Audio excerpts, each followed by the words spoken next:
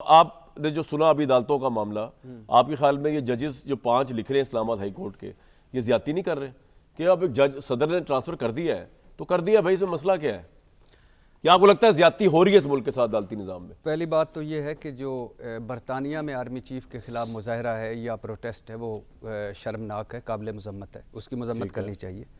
सियासत में इस्टेब्लिशमेंट की मुदाखलत थी और है, और तहफ़्फ़ुज़ात थे और हैं, लेकिन मेरी बदकिस्मती ये है कि मुझे कोई भी एक ऐसी पार्टी नहीं मिलती, जमात, सियासी जमात नहीं मिलती जो इक़्तिदार में आकर इस्टेब्लिशमेंट को बुरी कहती हो। ये बड़ा ज़बरदस्त बात की आपने। और मेरी इक़्तिदार में आने के लिए उनको बुरा भला कहते हैं, क्यों नहीं आ रहे हम? मेरी बदकिस्मती ये है कि मुझे कोई ऐसी जमात नहीं मिलती जो एहसान फरामोश ना हो, और जो अपोजिशन में आकर खड़ी हो जाती है सीना तान के, और मरियम नवाज के जलसों में नारे लगते हैं, ये जो दहशतगर्दी इसके पीछे वर्दी है, और पावर पे जाने के लिए पिंडी से जाते हैं। और इमरान खान साहब कहते हैं मीर जाफ़र और मीर सादक। तो मुझे जिस दिन एक जमात मिल गई जिसने इक़्तिदार में आकर कहा कि इस्टेब्लिशमेंट सियासत से आउट हो जाए, फ़ौज का सियासत में कोई किरदार नहीं होना चाहिए, ये हमारा सियासतदानों का मामला है, खुदा की कसम मैं उसके साथ खड़ा हूँगा। Very good. और लेकिन इशू ये है कि मुझे भी तहफ़्फ़ुज़ात हैं आज जो कुछ हो रहा है, जो कुछ 26वीं यानी तरमीम हुई है, जो पीका हुआ है, जिस तरह काली कानून साजियाँ हुई हैं, लेकिन जब वो मेरा आर्मी चीफ जाता है बरतानिया में तो उस वक्त पूरे मुल्क का आर्मी चीफ होता है, और उस वक्त अपने गंदे कपड़े वहाँ नहीं धोने चाहिए। और ये मैं नहीं कह रहा, ये मैं इमरान खान साहब के लफ्ज़ जो वो बाजवा साहब के लिए कहा करते थे, नवाज शरीफ साहब जब उनको कहते थे। हाँ, ये उस वक्त तो आर्मी चीफ पर तनकीद सिर्फ जो थी ना वो गद्दारी थी। आज तो चलो छोड़ देना, ये इमरान खान साहब, जो इमरान खान साहब के नजदीक आर्मी चीफ पे तनकीद गद्दारी थी, ये उन्होंने हमें बताया था इमरान खान ने। और नवाज शरीफ साहब का वो जब नवाज शरीफ साहब ने गुजरांवाला तकरीर की थी, तो इमरान खान ने मुंह पे हाथ फेरा था और फेरा था और कहा था, और ये सच कहा था, ठीक कहा था।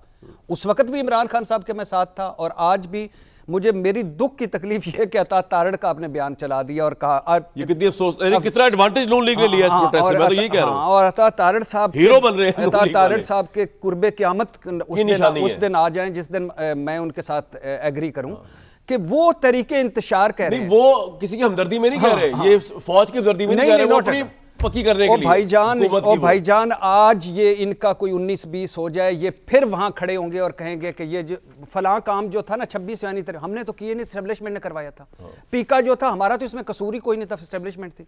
ये जो काली कानून साजी हम तरीके इंसाफ के साथ ऐसे ही करेंगे, तरीके इंसाफ के साथ हमने तो कुछ नहीं किया, जो कुछ था एस्टेब्लिशमेंट ने करा। इसलिए आज कहते हैं, फिर कल भी उस दिन भी कह रहे थे, आज भी कह रहे हैं कि ये फौज किसी एक जमात की नहीं है, ये हम सारों की जमात है यार। खुदा के लिए शहीदों की फौज है, गाजियों की फौज है, हर रोज वो चारों तरफ लड़ रही है, तो इनके साथ ना खड़ी हो खुदा के लिए। जिस आपने बाजवा साहब को मेरे सामने कहा था कि इमरान खान साहब के साथ इतना ऑल आउट ना जाएं कि फौज के वजूद पे धब्बा लगे, तो आज भी हम कहते हैं कि खुदा के लिए इन सियासतदानों को लड़ने दें। ये बड़े एहसान फरमोश हैं, बड़े खुशामदी हैं, ये इक़्तिदार के लिए आपका कंधा इस्तेमाल करते हैं और जब उतर जाते हैं तो आपके खिलाफ खड़े हो जाते हैं। पहली बात तो ये है कि पीटीआई को इमरान खान साहब के लिए ना ये फ़ायदे में जाएगा, ना उनके लिए कोई आगे फ़ायदा होगा। खुदा के लिए जब आर्मी चीफ लंदन में जाता है, बरतानिया में जाता है, अमेरिका में जाता है, तो वो सारों का आर्मी चीफ इधर कर ले, उधर ना करे। इस पे जरा मैं लेके चित्राई साहब तो कह रहे हैं फसाद की जड़ जो है ख्वाह वो एस्टेब्लिशमेंट का मामला है, अदालती निज़ाम तबाह हो गया। ये नून लीग आप एग्री करते हैं इस बात से?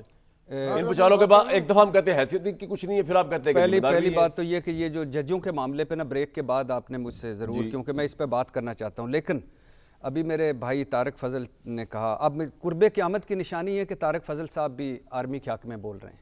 हाँ। ये अल्लाह का फजल है कि ये तमाम उम्र तारक फजल साहब ने, मेरा भाई है, लॉजिकल बात करता है, तमाम उम्र चुप दाढ़ वट्टी रखी।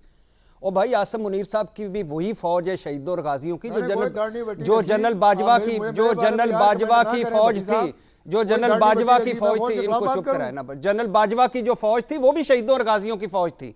और जब मरियम नवाज के सामने जो मरियम नवाज साहबा के सामने लगते थे, ये जो दहशत गर्दी है इसके पीछे वर्दी है, वो सारी फौज थी।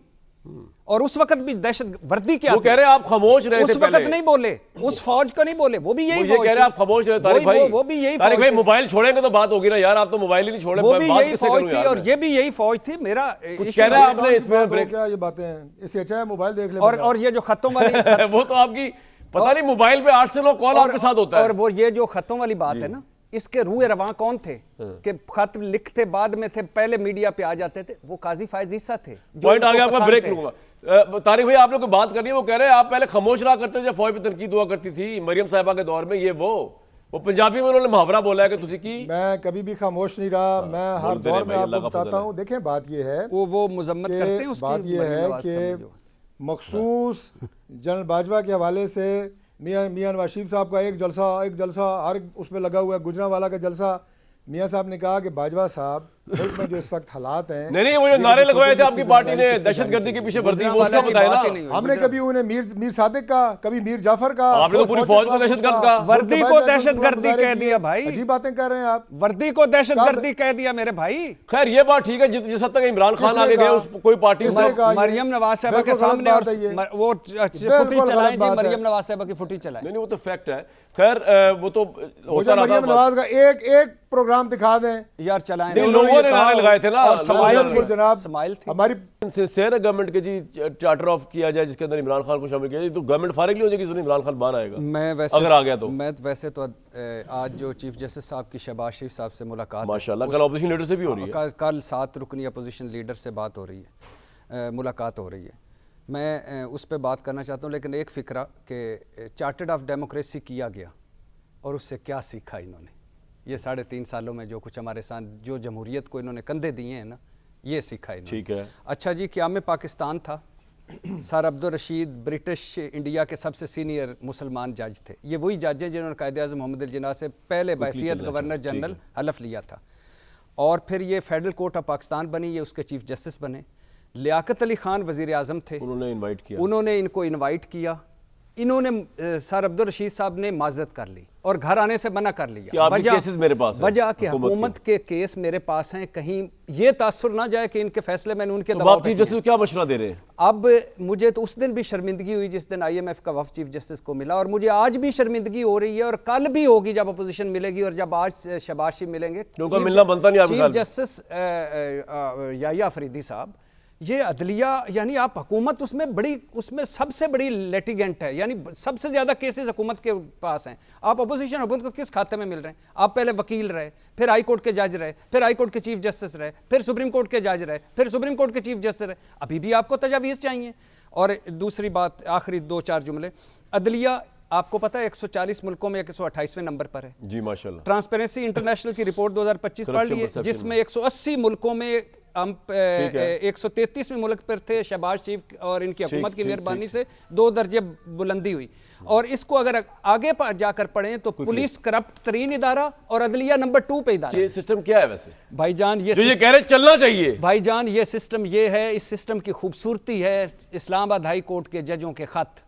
पहला खत कि हम गैर महफूज, हमारे घर गैर महफूज, हम घर गैर महफूज, हमारे घर गैर महफूज और हमारे रिश्तेदार गैर महफूज। दूसरा खत, ओ भाई उधर 15वें नंबर पे सरफराज डोगर साहब है, उनको लाके आप कायम मकाम हो गए, आप चीफ जस्टिस बना रहे, या आइन से फ्रॉड है, वो जजेस खत लिख रहे हैं। तीसरा, अब सुप्रीम कोर्ट से रजू कर लिया, उससे पहले सुप्रीम कोर्ट। तारिक भाई आपने इनका जवाब देना है ब्रेक के बाद। भट्टी साहब का मुझे गुस्सा चढ़ गया भट्टी की बातों पे, तोपे को रख मोड़ा हुआ है मेरे भाई तारिक फजल साहब पे।